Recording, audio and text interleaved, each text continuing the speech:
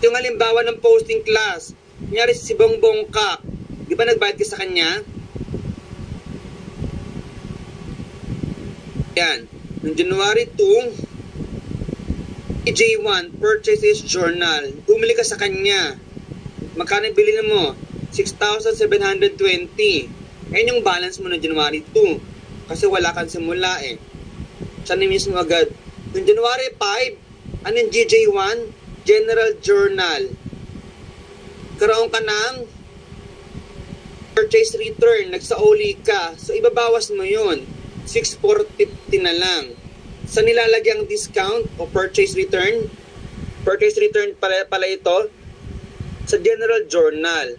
Ganun, January 15, nagbayad ka sa kanya ng same amount, full amount, 6,450. Wala nang balance si Bongbong Kak.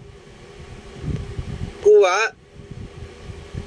Pansinin nyo, iba-iba yung PR kasi iba-iba ng pinagkunan.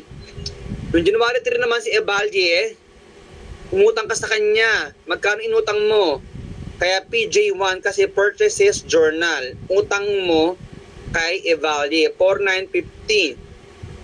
Then nung January 22, GJ1, 210.